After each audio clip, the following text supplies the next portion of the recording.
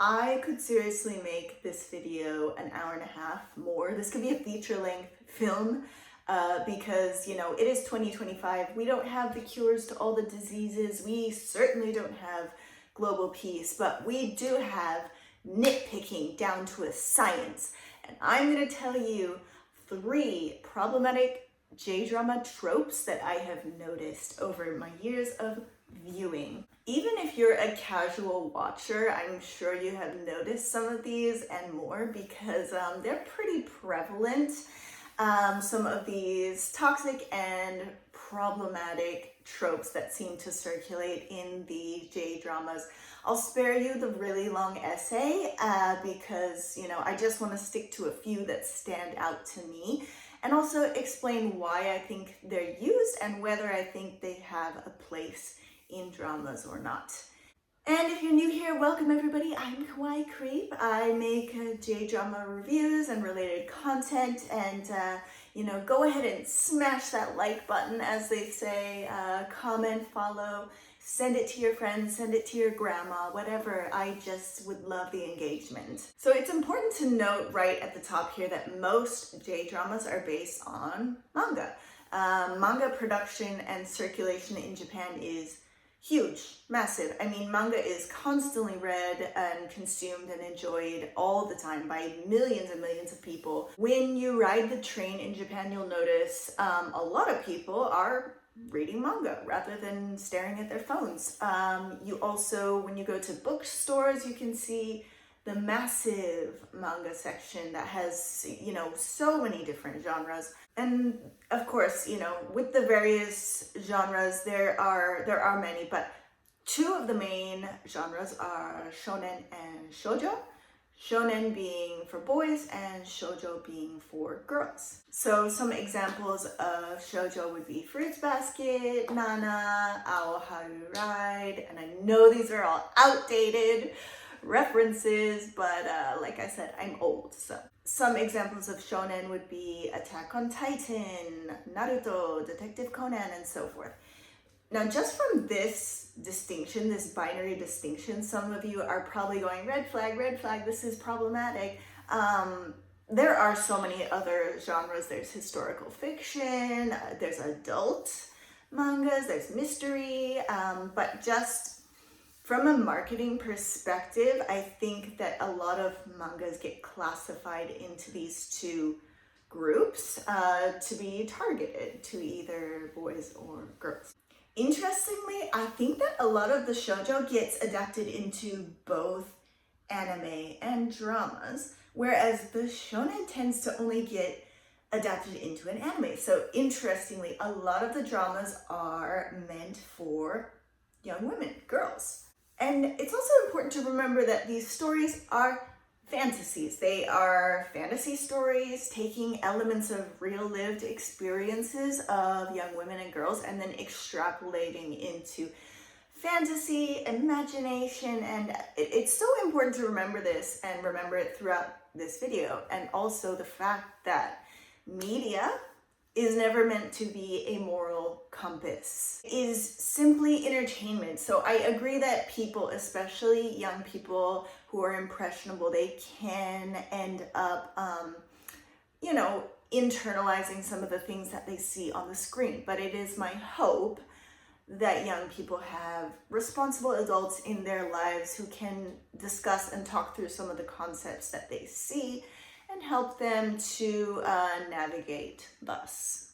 So with all that in mind, let's get into these problematic tropes. And the first one is one that pisses me right off, and it is the toxic male lead. So this, again, I don't think the reason this pisses me off is because, it sets a bad example for young women, you shouldn't romanticize it. Okay, that might be an unfortunate side effect, but for me it's so unrealistic because you watch this romance unfold with a sweet leading girl who has so many things going for her and this absolute trash bag man who gives her no reason to fall in love with him. So for me it's just bad writing because On what basis are you saying that she's so head over heels for him? What, just because he's hot and popular? We should really be past that by now. It's dumb. Great example of this would be Good Morning Call. I did review this one way back, if you scroll back through my videos.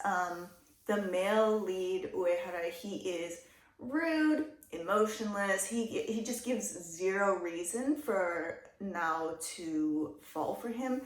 And I just could not get behind that drama. They showed him, he had little to no growth in his character. And Nao was just throwing herself at him for no reason. Again, for me, it's the fact that it's unrealistic and it's bad, boring writing, more so than the fact that I think it's setting a bad precedent. But please feel free to disagree. And secondly, let's talk about this one that I've noticed that has bothered me for a long time, and that is when the antagonist doesn't get their comeuppance, or they get away with whatever they've done. You see this time and time again in J-dramas where the bad guy or the bully really pushes the boundary of how they should be treating other people, and then they might get put in their place a little bit, but they just carry on, and sometimes they end up being friends with the protagonist. And there's times where they'll show like an abusive parent who, then they just like disappear or go somewhere. Nobody calls the cops. This one really gets to me. I still haven't figured out how to put into words why this happens, but I think for one, in Japanese culture, people do really like to coexist and not kick up a fuss when it can be avoided. They try to not escalate the situation, and I know that this is wrong. It's problematic. It's not good. And it might be a well-meant trope when they want to show forgiveness and prioritize that over revenge. However, there are many times where I feel like someone needed to put that antagonist in their place, and we needed to see that resolution and that comeuppance, rather than just allowing them to reintegrate into society and we can just all act like nothing happened. So one example of this is Nobuzawa Produce. This poor girl in the show, she gets so mercilessly bullied, and those bullies are just at school the next day. They are never in the principal's office. They're never getting told off. They are never being made to reckon with what they've done. And that bothers me. I also reviewed this drama. You can watch that video back as well. So yeah, if you've also noticed this trope, please comment, because we need to commiserate about this. It really annoys me. And lastly, a truly problematic trope is the teacher-student romance. So this is obviously bad in the real world. It's bad. It's illegal. And for whatever reason, this trope has been used time and time again in J-dramas. So on the innocent side of things, I think you could argue that, people fantasize about that, and it could be, who hasn't had a crush on their teacher before? Okay, that's fair enough, but it's something that the dramas really push the line on when they display these teacher-student romances. It starts to go into really uncomfortable territory. So, one classic example is Majo no Joken. It's uncomfortable. The teacher is way too old for the student. He's a troubled teen. It's just a very bad mixture. But in the drama, it also shows, they do, say this is forbidden. They show how it affects them. It affects her job. It affects everything and everyone around them. People disapprove. So there is that. I think they wanted to take it seriously and drive home that this is wrong, but they were still showing them, kissing and stuff. So it's awkward. So this really begs the question, did these toxic tropes need to be used at all? You might ask the same question of any of those toxic tropes that you've witnessed in your J-dramas, your shows, your whatever, your entertainment. And it may not be that they're necessary for a good story, but conflict is necessary for a good story. There's never been an entertaining show with zero conflict, at least to my knowledge.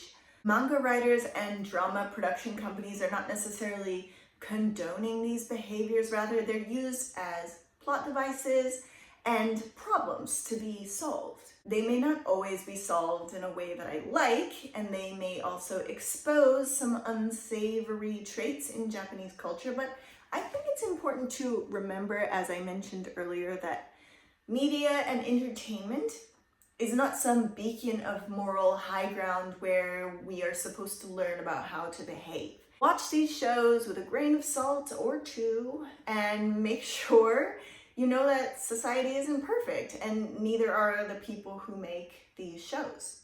It's all just a bit of fun, and if we don't play with fire sometimes, then how are we supposed to get the thrill of almost getting burned? So I hope you guys enjoyed this video. I know this is a non-exhaustive list, but feel free to go ahead and comment any other problematic drama tropes that you've noticed.